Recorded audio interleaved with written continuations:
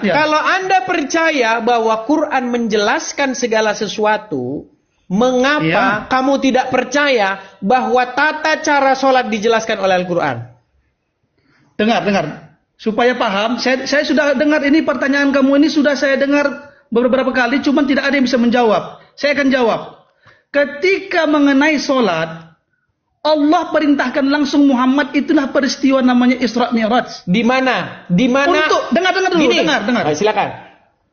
Ya, dengar dulu kawan, dengar dulu biar paham. Perintah tentang sholat, khusus hal ini Allah langsung mengisra mi'rajkannya Rasulullah. Sudah saya tanggapi? Sebentar dulu, biar paham ini. Jadi supaya yang lain teman-teman juga tahu. Terkait ibadah lain seperti puasa cukup di Al-Quran. Terkait perintah zakat cukup ada di Al-Quran.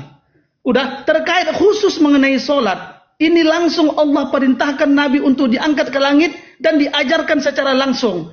Makanya umat Islam tidak hanya dengan cuman Al-Quran, tapi diajarkan juga mengikuti sunnahnya Rasulullah. Makanya kami berpedoman kepada dua. Pertama Al-Quran, kedua hadis atau istilahnya hadis-hadis Rasulullah. Sudah bisa ditanggapi? Seperti itu. Bisa saya tanggapi? Baik. Silakan. Baik. Pertama, Anda telah memfitnah Allah. Anda memfitnah Allah dengan mengatakan bahwa Allah menyuruh Muhammad untuk menunjukkan kepada umat muslim gerakan-gerakan sholat. Betul? Benar. Baik. Di Quran surat berapa? Ayat berapa? Ada pernah Allah berfirman, wahai Muhammad, tunjukkanlah gerakan sholat kepada umat muslim. Tidak ada. Itu fitnah yang keji. Nggak ada dalam Al-Quran. Sebentar Bang, Anda kan udah ngomong, saya gantian. Ya, silakan. Ya kan? Silakan. Nggak pernah ada di dalam Al-Quran Allah berfirman kepada Muhammad, ya ayuhan Nabi, wahai Muhammad, tunjukkanlah kepada kaum muslimin gerakan orang sholat. Tidak pernah ada Anda fitnah yang keji. Anda lupa. Saya tanggapi dulu. Anda sudah lupa. Selesai Bang, saya tanggapi. Silakan. Lama betul, tanggapi itu lama betul. Iya dong, kalau saya kan terperinci orangnya, ya kan? Yang kedua. Terperinci tapi salah.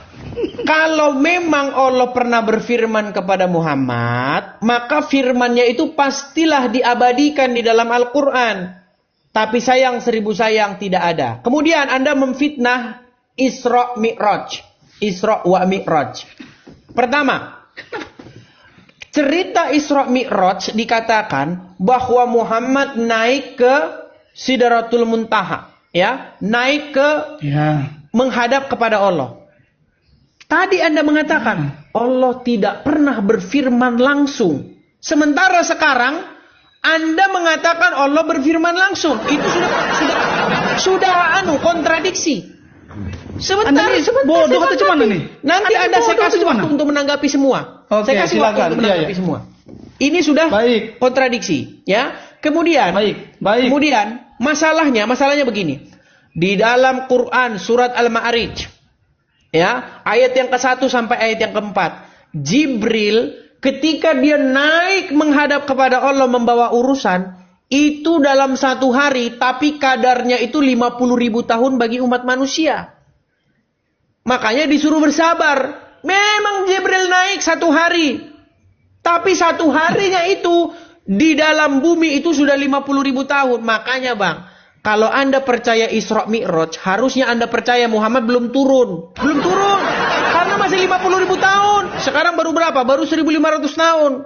Masih ada berapa puluh ribu tahun lagi yang belum ini. Itu pertama. Kemudian kejanggalan lagi Isra Mi'raj. Dikatakan di dalam Isra Mi'raj itu dikatakan begini. Ketika di situ disebutkan Muhammad menghadap kepada Allah, lalu dikatakan, wahai Muhammad, diperintahkan kepada kamu supaya sholat 50 kali sehari. Bayangkan Bang, 50 kali sehari. Orang kalau mau sholat Bang, menurut Anda, ambil air wudhu, cuci, kumur-kumur. Itu saya umpamakan Bang, satu kali mau sholat itu butuh waktu sekitar 15 menit. 15 menit. Anda kalikan 15 menit itu dengan 50 kali. Anda mau kerja, mau makan, mau ngasih nafkah kapan? Anda mau bercengkrama dengan keluarga kapan? Nggak masuk akal, Bang. Nyuruh sholat 50 kali sehari itu tidak masuk. Sebentar, nanti Anda tanggapi semua. Baik. 50 kali sehari itu tidak masuk akal. Karena itu mustahil akan dilakukan oleh manusia. Apakah Allah bercanda waktu dia nyuruh 50 kali? Apakah serius? Lalu dikatakan Allah turun. Muhammad turun. Cup, ketemu Musa. Musa berkata, wahai Muhammad, umatmu tidak akan sanggup. Tawar. Pergi lagi Muhammad balik. Ya kan? Padahal katanya menghadap itu katanya butuh waktu 50.000 tahun. Makanya nggak tahu itu. Belum tambah lagi tuh mungkin. Nah gini. Turun 45. Balik lagi ke Musa. Tidak jadi. Ya kan? Turun lagi, terus sampai ujung-ujungnya 5 kali. 5 kali akhirnya. Musa masih bilang, umatmu nggak akan sanggup umatmu katanya. Balik lagi. Lalu dikatakan dalam narasi itu, Muhammad bilang begini, sesungguhnya aku sudah merasa malu katanya. Jadi bayangkan, subhanallah. 5 kali sholat itu ternyata dapatnya itu akibat tawar-menawar. Itu pun masih disuruh Musa untuk nawar, tapi Muhammad malu. Jadi bukan ada dalam Al-Quran bahwasanya sholat itu 5 kali. Kalau memang di dalam Al-Quran tertulis bahwa sholat itu 5 kali sehari, seharusnya ketika Allah menyuruh Muhammad, wahai Muhammad sholatlah sekian, turun 45 turun. Harusnya nggak begitu narasinya. Harusnya Muhammad sudah sejak awal bilang begini, ya Allah, bukankah engkau dengan perantaraan Jibril berkata di dalam Quranmu bahwa engkau memerintahkan umatmu sholat 5 kali sehari? Kenapa engkau sekarang memerintahkan sholat 50 kali? Harusnya ketika Musa menyuruh Muhammad untuk menawar lagi yang sudah 5 itu, harusnya Muhammad bilang begini, wahai Musa, memang sudah tertulis di dalam Quran 5 kali. Bukan dengan kata-kata saya sudah malu. Jadi sholat 5 kali sehari itu bukan ada di dalam Al-Quran, tapi ada dalam cerita Isra wa Mi'raj. Demikian. Satu lagi. Nanti Anda tanggapi. Demikian. Kemudian yang kedua, masalah Isra Mi'raj dikatakan begini. Ya kan? Maha suci Allah. Surat Al-Isra ayat yang ke-1. Maha suci Allah yang telah memperjalankan hambanya dari Masjidil Haram wal Masjidil Aqsa. Itu ayat akan menjadi sebuah masalah dalam sisi sejarah. Begini. Penamaan Masjidil Haram, penamaan itu itu ada ketika munculnya agama Islam. Sebelum agama Islam muncul, tidak pernah itu disebut Masjidil Haram. Kenapa disebut Masjidil Haram? Itu adalah diharamkannya peperangan. Nah, pengharaman peperangan itu terjadi sebelumnya. Jadi penyebutan Masjidil Haram sendiri itu bermasalah. Karena penyebutan itu adanya setelah adanya agama Islam. Kemudian penyebutan Masjidil Aqsa. Ini lagi penyebutan Masjidil Aqsa. Masjidil Aqsa menurut riwayat sejarah itu tidak pernah dibangun oleh Muhammad. Bagaimana mungkin nama tempat di daerah lain yang tidak pernah didatangi oleh Muhammad waktu dia hidup, tapi yang ngasih nama orang Arab, Masjidil Aqsa. Sedangkan pemberian nama Masjidil Aqsa itu setelah Muhammad meninggal, itu sama saja begini. Dulu di zaman Gajah Mada nggak ada Masjid Istiqlal, nggak ada. Bagaimana mungkin di zaman Gajah Mada dikatakan Gajah Mada melakukan perjalanan dari Majapahit ke Masjid Istiqlal? Udah jelas-jelas ini karangan orang yang menulis setelah Masjid Istiqlal berdiri. Silakan tanggapi. Silakan. Baik. Saya tanggapi yang terakhir ini karena kamu juga sudah menfitnah, tidak mempunyai bukti dan data bahwa Masjidil Haram dan Masjidil Aqsa ada setelah Nabi tiada. Begitu maksud kamu? Silakan, ini waktu Anda. Saya beri Anda kesempatan supaya tidak saya potong. Jadi pertama begini, Mas Edis pertama terkait mengenai firman Allah tadi. Pertama bahwa saya ingatkan kembali kepada Mas Edis mengenai Al-Quran. Al-Quran itu tidak diturunkan langsung secara blak. itu hanya diturunkan dari melalui malaikat Jibril, difirmankan oleh Allah kepada Jibril dan disampaikan kepada Nabi Muhammad. Itu poinnya. Nah, terkait mengenai masalah Isra wal Mi'raj, kenapa Allah tidak menurunkan langsung di dalam Al-Quran? Itu karena supaya Allah mengajarkan secara langsung terkait bagaimana cara beribadah kepada Allah. Sehingga Allah langsung memerintahkan kepada Jibril untuk membawa Nabi Muhammad. Saya langsungkan aja, mengapa bisa begitu cepat? Sepertinya Mas Edi sebenarnya sudah belajar, baru sudah tahu, bahkan sudah membaca terkait kendaraan yang digunakan oleh Nabi Muhammad bukan seperti kendaraan yang kita ada di Indonesia, yang di dunia ini. Berarti Mas Edi sudah membaca bahwa Nabi Muhammad itu naiknya pakai buruk, tapi Mas Edi tidak menceritakan kendaraan itu. Dan buruk itu Allah alam bisawab. Seperti apa kecepatannya kita tidak tahu. Nah, dan Mas Edris lupa bahwa mereka tuh khususnya Nasrani berkonsep bahwa Tuhan itu bisa berbuat apa saja. Juga demikian, kalau sudah Allah berkehendak untuk memerintahkan Nabi Muhammad untuk datang ke sisinya, kenapa tidak? Kan begitu. Iya kan? Nah, itu poinnya. Jadi terkait mengenai perjalanan Isra wal Mi'raj, sepertinya Mas Edi sudah banyak tahu, sudah banyak belajar tentang itu, hanya tidak jujur, tidak mau menceritakan secara keseluruhan bahwa bagaimana perjalanan Nabi Muhammad ketika Isra. Mas Edi tidak mungkin tidak tahu bahwa pada ketika Nabi Muhammad berjalan Isra Mi'raj atau istilahnya perjalanan ke Sidratul Muntaha menggunakan dengan buruk, Mas Edi dusta, tidak mau menceritakan yang sebenarnya. Mas Edi itu dusta. Tidak mau menceritakan bahwa sudah tahu tapi tidak mau menceritakan. Hanya mengambil sepotong-sepotong yang orang-orang lain yang tidak tahu dan mereka hanya sebatas menceritakan seolah macam-macam kegiatannya angan-angan begitu aja. Padahal Mas Edi sebenarnya sudah tahu. Hanya menutupi kebenaran yang sudah ada. Saya sudah baca ilmu pengetahuan Mas Edis. Mas Edis memang orangnya yang pintar membolak-balikkan kata, pintar memanipulasi bahasa, sehingga seolah-olah apa yang disampaikan oleh Mas Edis adalah benar. Nyatanya Mas Edis dusta dengan pengetahuan yang sebenarnya. Mungkin itu saja yang mungkin dapat saya sampaikan. Baik, saya tanggapi ya. Saya tanggapi lagi. Silakan. Jadi begini ya, Bang Ramadan. Tadi Anda mengatakan bahwasanya Al-Quran itu menjelaskan segala sesuatu. Iya. Di detik yang sama, Anda tidak percaya bahwa Al-Quran itu menjelaskan segala sesuatu. Kenapa? Karena Anda tidak percaya bahwa Quran menjelaskan tentang tata cara sholat. Benar. Anda tidak percaya bahwasanya Al-Quran menjelaskan apapun yang Anda tanyakan tentang agama Islam. Bolak-balik. Ini pertanyaan bolak-balik Mas Edis. Sudah saya sampaikan tadi. Iya, begini. Kalau Anda percaya bahwa Quran menjelaskan segala sesuatu, Mas Edis, kenapa Anda tidak percaya bahwa Quran menjelaskan tata cara sholat?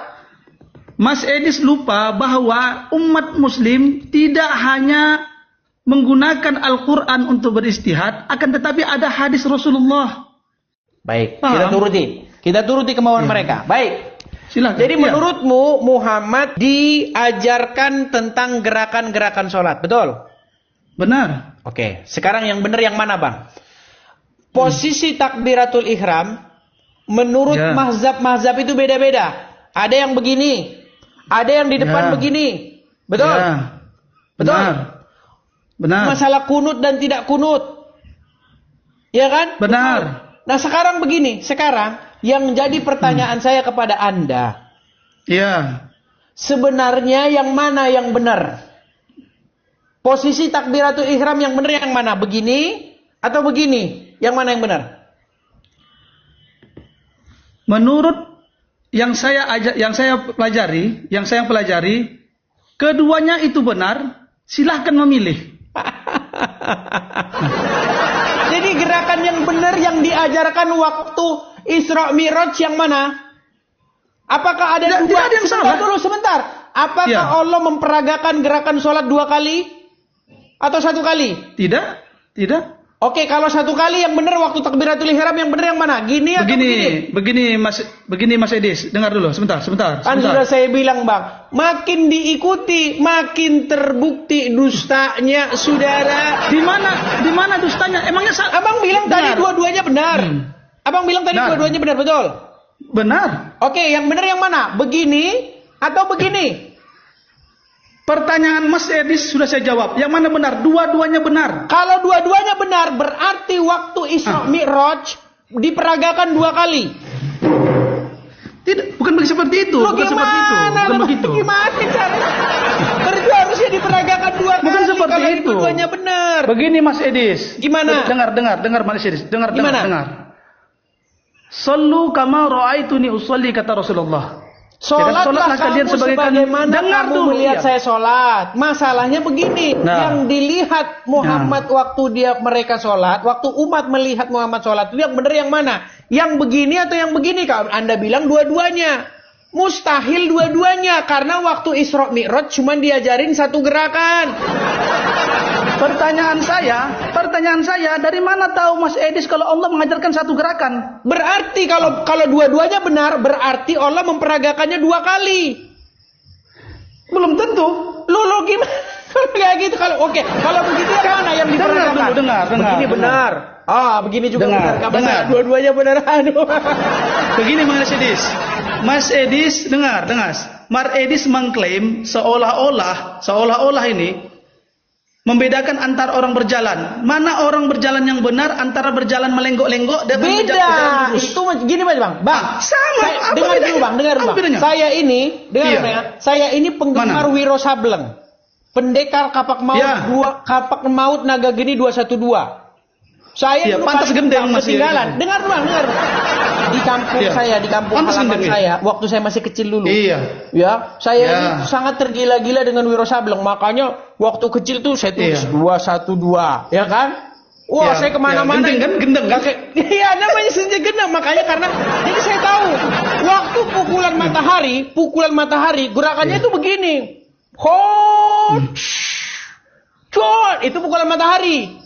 Nggak ada pukulan matahari begini, nggak ada. Itu makanya saya bilang gerakannya sama. Nah sekarang apakah ada 2 jurus? Takbiratul ihram yang mana yang benar? Takbiratul ihram begini atau begini? Anda bilang dua-duanya. Berarti waktu Allah diperagakan berarti 2 kali gerakan. Betul? Begini Mas Edis, terkait mengenai pergerakan solat, terkait mengenai gerakan solat, sepanjang yang sesuai dengan yang diajarkan di dalam hadisnya Rasulullah, itu silahkan dibuat. Paham? Sebenarnya begini bisa selengkapi atau mau teruskan? Dengar, saya dulu sebentar. Silakan. Yang diajarkan oleh Rasulullah sesuai dengan hadis, untuk gerakan sholat takbiratul ihram, kita contoh takbiratul ihram, itu sebaiknya untuk laki-laki itu berada di antara telinga. Sebaiknya untuk laki-laki seperti ini. Bagi perempuan sebaiknya begini. Nah, dengar. Untuk perempuan sebaiknya begini, di sini. Jadi gerakan sholat waktu Jibril memperagakan, inilah gerakan sholat untuk laki-laki, inilah gerakan sholat untuk perempuan, gitu. Saya tidak mengklaim tentang Allah mengajarkan kepada Nabi Muhammad. Hanya saja kami hanya dengar dulu. Jangan dibantah dulu. Kami hanya mengikuti sunnatullah yang disampaikan kepada Rasulullah. Rasulullah mengajarkan kami tentang bagaimana cara tatanan sholat. Kami mengikutinya. Jadi kalau kami tidak bisa mengklaim istilahnya Allah begini, Allah mengajarkan begini, bukan seperti itu. Itu bukan hak prerogatif Tadi barusan abang bilang dua-duanya benar. Sekarang bukan hak prerogatif. Karena yang benar Bang. Karena kami tidak ada klaim. Masalahnya di mana salahnya antara begini dan begini? Baik, saya jawab. Di mana salahnya? Saya jawab. Baik, salahnya banyak sekali. Gini Bang. Di mana salahnya? Pertama-tama Anda mengklaim bahwa Anda sholat seperti Muhammad sholat, seperti yang ada hadis yang barusan Anda katakan. Sholatlah kamu sebagaimana kamu melihat saya sholat. Betul? Benar. Sekarang kita teliti. Pertama begini. Baik. Apakah itu mengenai bahasa atau gerakan? Kalau menurut saya itu nampaknya soal gerakan, bukan soal bahasa. Jadi kalau ada bahasa, Muslim bilang, memang ada. Sebentar dulu, Pak, saya kan belum selesai. Muhammad berkata silakan. Itu kepada orang apa? Pastilah dia berkata itu kepada orang Arab juga. Karena sahabat-sahabatnya juga orang Arab, orang-orang Quraisy. Pastilah waktu Muhammad berkata, seperti saya sholat, pasti itu bukan soal bahasanya, tetapi soal gerakannya. Makanya kalau ada orang bilang, sholat harus bahasa Arab. Di mana kata-kata sholatlah harus bahasa Arab? Nah itu pertama. Kemudian yang kedua, masalah seperti saya sholat. Ketika Muhammad sholat, yang benar yang mana? Kunut atau enggak kunut? Sampai sekarang belum kelar. Takbiratul ihram. Apakah begini atau begini? Sampai sekarang juga belum kelar. Makanya ada mazhab Syafi'i, mazhab Hanafi, mazhab Hambali. Beda-beda sholatnya. Bacaan basmalah saja waktu Al-Fatihah beda-beda. Ada yang basmalahnya dibaca, ada yang basmalahnya tidak dibaca. Ada yang nyari jalan tengah, dibaca tapi pelan-pelan. Lalu saya teringat kepada sebuah hadis. Ada hadis bilang begini. Umat muslim. Pintar Mas Edis pintar. Banyak tahu bahas hadis nih. Jelas. Saya tuh sudah belajar agama Islam 13 tahun. Mudah-mudahan logik. Kalau mau berguru agama Islam sama saya. Tapi mudah-mudahan Mas Edis tidak dusta dengan yang Mas Edis pelajari. Saya tidak dusta. Begini. Dikatakan di situ. Silakan. Dikatakan begini. Bahwasanya ya. Umat muslim dalam mazhab-mazhab itu berbeda-beda. Lalu ada hadis yang berkata begini. Sesungguhnya Muhammad membolehkan orang Islam itu berbohong atau berdusta di dalam 3 perkara. Salah satu perkara yang dibolehkan umat muslim berdusta tentangnya, yaitu dalam hal mendamaikan orang yang sedang berselisih. Contoh, saya kasih contoh. Masalah kunut dan tidak kunut. Ada yang bilang kunut, ada yang bilang wajib, ada yang bilang tidak wajib. Takbiratul ihram, ada yang bilang begini, ada yang bilang begini. Ya kan, bacaan basmalah, ada yang dibilang baca keras. Sekarang begini, bagaimana solusinya supaya tidak bertikai, supaya umat tidak bertikai? Nah itu. Ada hadis yang mengatakan boleh kau berdusta dalam 3 perkara. Sebentar bang, sebentar. Artinya apa? Artinya apa? Enggak, satu-satu enggak. Biar supaya tidak bertikai antara kunut dan tidak berkunut. Sebenarnya kalian boleh berbohong. Allah bilang aja lah Muhammad kadang kunut, kadang enggak kunut. Ya, oh Muhammad tuh kunut. Oh kadang enggak kunut. Kan boleh berdusta untuk menyampaikan pihak yang bertikai. Sebentar. Tapi sayang, tunggu dulu. Sedikit lagi. Sedikit lagi. Enggak, tunggu. Nanti saya lupa. Tunggu sebentar. Jangan, Mas. Sebentar. Terkait hadis yang Mas Edi sampaikan, bukan ke sana arahnya. Pertikaian yang boleh kita berbohong itu ketika ada orang yang ingin mencoba untuk membunuh seseorang. Bukan agar pembunuhan itu tidak terjadi, kita bukan ke sana Mas Edi salah pemahaman. Tidak ada mengenai tentang istilahnya. Enggak ada hadisnya begitu. Berarti Mas Edi nggak tahu ceritanya coba seperti apa. Kutip hadisnya. Enggak ada di situ masalah pembunuhan. Mas Edi di mana Mas Edis mendapatkan pengertian tentang masalah perbedaan itu tentang mengenai perbedaan hadis itu berbunyi begini. Coba hadis itu berbunyi begini bahwa Muhammad mengizinkan umat muslim berdusta dalam 3 perkara. 1, di dalam peperangan. Enggak ada di situ dalam bilang mau bunuh, enggak. Kedua, dalam hal mendamaikan pihak-pihak yang sedang berselisih. Nggak ada di situ berselisih dalam hal pembunuhan, nggak ada. Berselisih, titik. Berselisih itu luas.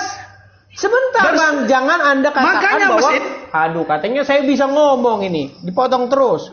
Kemudian dalam Mas Edis begini, sebentar. Mas Edis melarikan Mas Edis itu mengalihkan antara mengenai tentang perselisihan.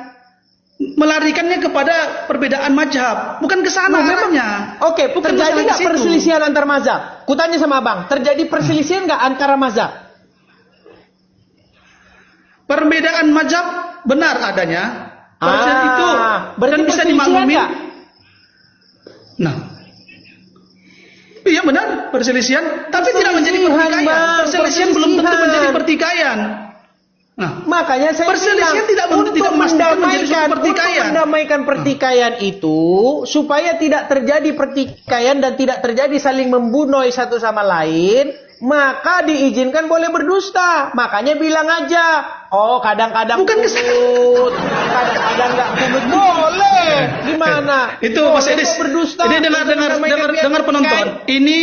Ini pelarian. Ini pelarian framing. Mas Edi sudah framing. Ini melarikan, tidak ke sana arahnya. Sebenarnya terkait mengenai istilahnya bolehnya berbohong. Jika ada seseorang yang ingin membunuh seseorang yang lain, Anda boleh berbohong. Kenapa? Karena supaya jangan terjadi pembunuhan. Itu penjelasan Anda, bukan hadisnya. Hadisnya tidak berbunyi begitu. Pendapat. Sama, Anda juga demikian. Hadisnya Anda juga tidak berbunyi masalah pembunuhan, Bang. Hadisnya berbunyi masalah pertikaian. Hadisnya juga tidak berbunyi tentang masalah perbedaan pendapat. Perbedaan pendapat tidak sama dengan pertikaian. Pertikaian itu yang mengakibatkan. Pertikaian itu sekarang aku tanya sama Bang, terjadi pembunuhan. Kalau perbedaan pendapat belum tentu. Nah, silakan. Oke, Bang. Jujur, sama-sama jujur. Mas ini juga jujur ya. Jangan berdusta. Sekarang saya tanya. Silakan. Sekarang saya tanya. Betul atau tidak? Ya. Pertikaian antara sesama umat muslim memakan korban. Betul atau tidak? Dan lihat dari perspektifnya seperti apa? Pertikaian apa dulu? Bang, saya tanya. Pertikaian sejarah membuktikan, sebentar dulu Bang. Sejarah membuktikan pertikaian antar golongan di dalam agama Islam memakan korban banyak jiwa, betul? Saya tidak tahu pertikaian apa yang Anda maksud. Apa tahu katanya? Nggak jelas. Nggak jelas. Di Timur Tengah. Tidak jelas. Sebentar dulu. Di Timur Tengah sana itu pertikaian sesama Muslim antara Syiah dan Sunni saling bunuh-membunuh. Lu abang nggak tahu antara Bang, dengarkan dulu Bang. Bang, dengarkan ya Bang ya. Di dalam agama Islam, apalagi di Timur Tengah sana, mereka bertikai Bang. Bertikai. Lu kok abang nggak ini? Coba lihat Timur Tengah itu hancur gara-gara apa? Gara-gara Israel yang didukung oleh Amerika sehingga terjadi pembunuhan itu. Makanya saya bilang, apapun terbukti itu dunia bro. Apapun masalahnya istri will penyebab. Lo yang disalahin Yahudi, ketika Muhammad meninggal, konflik antara umat Islam itu terjadi. Antara Muawiyah dan Ali bertikai, terjadilah perang Siffin. Antara Ali dan Aisyah bertikai, terjadilah perang Jamal. Terjadilah perang Karbala. Perang mereka, kalau ditanya umat Muslim, itu kan karena adu domba Wahyudi. Itu karena adu domba Abdullah bin Sabah. Masa kalian yang bertikai yang disalahin Wahyudi? Kenapa sih istri Will selalu salah di mata Anda? Apa salahku? Begini. Nah, dengar. Oke, saya jawab. Terkait perperangan yang terjadi di Timur Tengah dari sejak meninggalnya Rasulullah, itu biasa adanya istilahnya orang yang istilahnya mencoba membelot. Sedangkan masa Rasulullah, di saat masa Rasulullah hidup aja masih banyak yang membelot, apalagi setelah beliau meninggal. Ya wajar, itu biasa, namanya Islam sedang berdiri tegak, sudah saatnya Islam sudah berkembang. Memang banyak istilahnya provokator-provokator yang mencoba untuk menghancurkan umat Islam. Memang seperti itu. Wallah, saya nggak bisa menjelaskan di sini karena ini media sosial. Betul tidak Wahyudi? Nggak enak. Bisa jadi. Wahyudi lagi istri Bang, bisa jadi. Kalau iklan apapun makannya, minumnya teh botol susu. Kalau ini dengar Mas Edis, masalahnya istri Will yang salah. Ya. Gimana ini Bang? Dengar. Karena Allah mengajarkan kami, walan tarda ankal yahudu walan nasara hatta tattabi'u millah. Cukup saya menjelaskan itu. Oke, sekarang saya tanggapi. Ketika menantunya Muhammad, yaitu Ali bin Abu Thalib dan Aisyah berkonflik di dalam perang Jamal, siapa yang salah?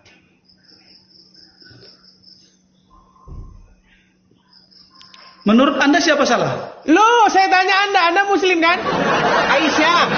Anda tahu, Aisyah dengan pasukannya bersama dengan Zubair bin Awam, bersama dengan Tolha, terus Ali dan pasukannya, mereka bertemu di Basrah dikatakan. Lalu mereka bertempur, ribuan kaum muslim tewas di situ. Sekarang saya tanya, yang benar yang salah mana? Ya, Ali atau Aisyah? Jangan berusta, sebentar. Yang salah Aisyah atau Ali?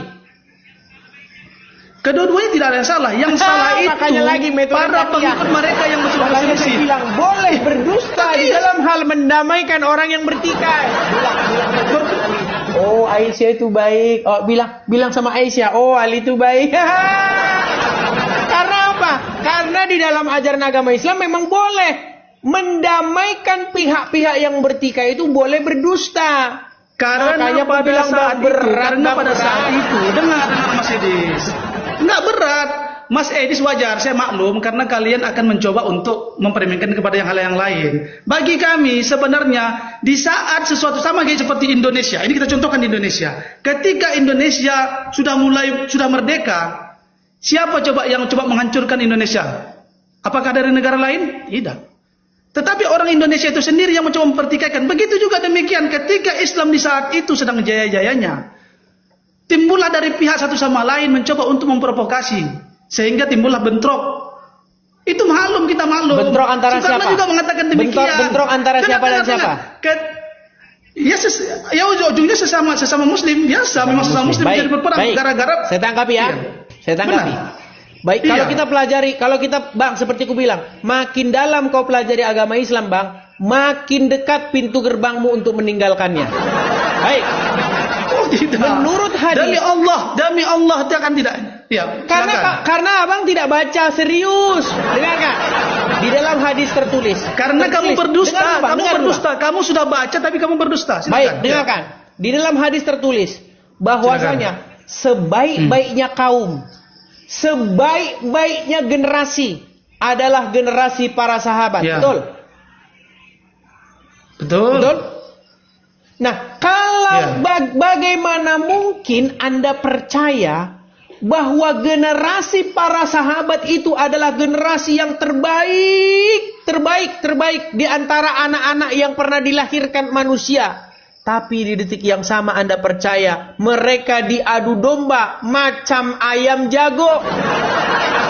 Bagaimana mungkin generasi terbaik Anda pandang sebagai satu kaum yang mudah diprovokatori, yang mudah diadu macam ayam? Bagaimana mungkin?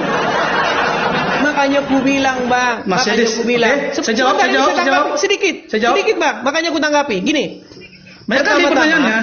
pertama-tama, itu juga bertentangan dengan hadis yang lain. Muhammad pernah berkata, umatku akan terpecah menjadi 73 golongan. Ya hanya yang satu golongan yang akan masuk surga. Sementara yang 70 lainnya tidak. Betul? Benar.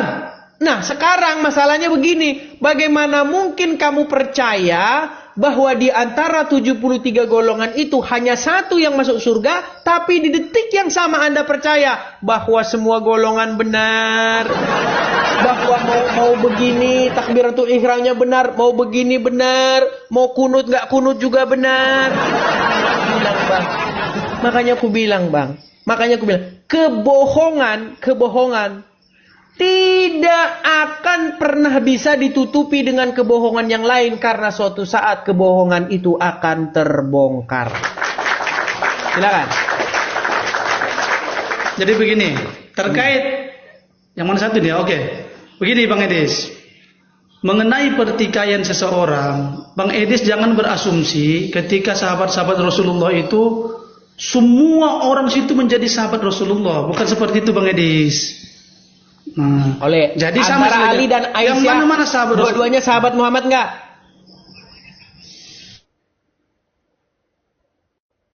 Macet. Antara Ali dan Aisyah Bang. Teman-teman melihat dia macet? Nampak-nampaknya dia sudah mengkasih kode kepada istrinya untuk mematikan wifi. Bukan jaringan kurang bagus ya? Halo? Gimana Bang? Biasanya kalian begitu Bang. Matikan wifi, kita sudah babak belur. Gimana? Bukan, tidak ada yang bawa belur. Anda yang memframing, Anda sekarang Anda tanya sama Bang. Jadi begini. Aisyah dan Ali dua-duanya sahabat Muhammad nggak? Ya. Aisyah adalah siapa Aisyah? Istri Muhammad. Istri Rasulullah. Ya, dia termasuk sahabat nggak? Ya kenapa dibilang sahabat? Termasuk golongan sahabat nggak? Bukan istri Nabi. Oke, gini aja. Tidak. Ali dan Muawiyah sama-sama sahabat nggak mereka? Muawiyah siapa? Muawiyah itu golongan. Ali menantu Iya. Rasulullah. Mereka sahabatnya Muhammad nggak? Anda makanya Anda biar tahu siapa sahabat Rasulullah. Enggak, saya tanya dulu. Kenapa lari ke Antara Muawiyah? Ali dan Muawiyah, mereka sama-sama sahabatnya Muhammad nggak? Ali real. Sudah dikasih kode-kode macet-macet. Matikan wifi itu, bro. Matikan, hidupkan. Sahabat supaya macet-macet. Bukan. Demi Allah tidak ada prank. Itu apa masih disengaja nih? Sudah mulai dia memacet-macetkan sinyalnya. Ini memang betul kurang baik di sini. Sebagai tanda-tanda ingin kabur. Ayo. Enggak, saya nggak akan kabur. Saya tidak akan pernah kabur dengan hal ini. Oke, antara Ali dan Muawiyah, apakah dua-duanya sahabat Muhammad? Ali menantu sekaligus sahabat Rasulullah, sementara Muawiyah belum tentu sahabat Rasulullah. Berarti Muawiyah pengkhianat. Bukan, karena Muawiyah belum semua. Muawiyah itu kan banyak. Belum tentu, tapi ini udah mulai. Metode takiyah dinyalakan. Aduh. Bertakiyah. Jadi sulit. Itu menurut Anda memframing. Anda memframing. Pertanyaan Anda sudah tidak menyambung. Saya tanya, Muawiyah sahabatnya Muhammad nggak? Kamu bilang bahwanya dengar dulu. Dengar. Gimana ini? Muawiyah, makanya masih harus tahu Muawiyah itu siapa. Muawiyah siapa? Muawiyah itu siapa? Coba jelaskan. Tadinya dia pembenci Muhammad, lalu dia menjadi pembela Muhammad. Sebagian, bukan Muawiyah itu, karena itu Muawiyah itu golongan, paham? Muawiyah itu golongan, bukan perorangan. Ya, itu artinya merujuk kepada Muawiyah, gimana sih? Dan keturunannya. Itu artinya Anda, itu artinya Anda menggolongkan Ali pun semua. nanti merujuk kepada golongan, yaitu golongan Syiah. Tapi sinyal Anda udah macet-macet ini, aduh. Oke lah, saya tahu Anda sudah berusaha memati-matikan sinyal supaya apa? Supaya diskusinya terganggu. Nah, metode seperti itu metode lawas. Sinyalmu macet-macet. Tidak. Sinyalmu sudah macet-macet, suaramu sudah terputus-putus. Iya, Tadi lancar saya saya. Sekarang macet-macet.